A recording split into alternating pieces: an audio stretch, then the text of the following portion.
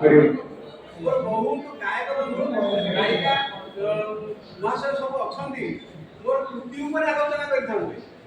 ଏବଂ ସେମାନେ ପ୍ରସ୍ତୁତ ହେଇକି ଆସିଥିଲେ ମୋ କୃତି ଉପରେ ଆଲୋଚନା କରିବା ପାଇଁ ଏବଂ ସେମାନେ ବିଭିନ୍ନ ମଞ୍ଚରେ ମୋର ଅନେକ କୃତିକୁ ପରିବେଷଣ କରୁଛନ୍ତି କିନ୍ତୁ ବର୍ତ୍ତମାନ ମୁଁ ଦୁଃଖ ପ୍ରକାଶ କରୁଛି ସମାବେଶକୁ ତାଙ୍କୁ ସୁଯୋଗ ଦିଆଯାଇ ପାରିଲାନି କାରଣ ଲୋକ ସବୁ ଭାଙ୍ଗିଗଲେଣି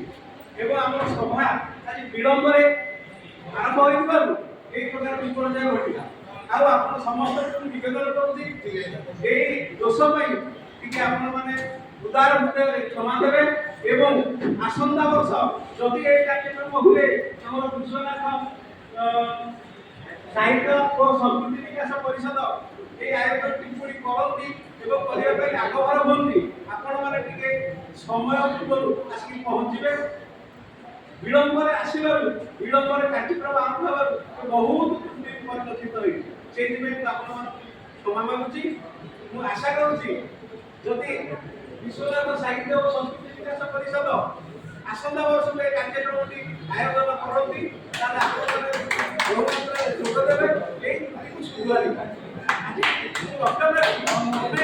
ବିଳମ୍ବରେ ସେଥିପାଇଁ ସମାଜରେ ବହୁତ ବିଳମ୍ବ ହେଇଯାଇଛି ତେଣୁ ମଧ୍ୟ କିଛି କହୁନି ଆପଣଙ୍କ ନିକଟରେ କ୍ଷମା ମାଗୁଛି ଏଇଥିପାଇଁ ଯେ ଆପଣମାନଙ୍କୁ ସୁଯୋଗ ଦିଆଯାଇନଥିବାରୁ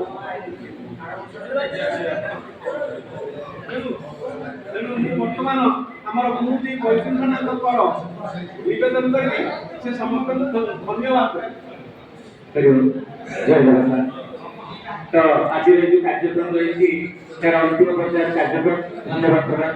मंच विशिष्ट राजनीति धन्यवाद प्रदान तथा विधि दृष्टि प्रथम मंचासन समस्त राजनीति पंडित मान धन्यवाद प्रदान करुँच सामने बसिथिबा समस्त विशिष्ट कलाकार माने दर्शक समस्त धन्यवाद प्रदान करुँच आज कार्यक्रम आयोजक तथा कार्यक्रम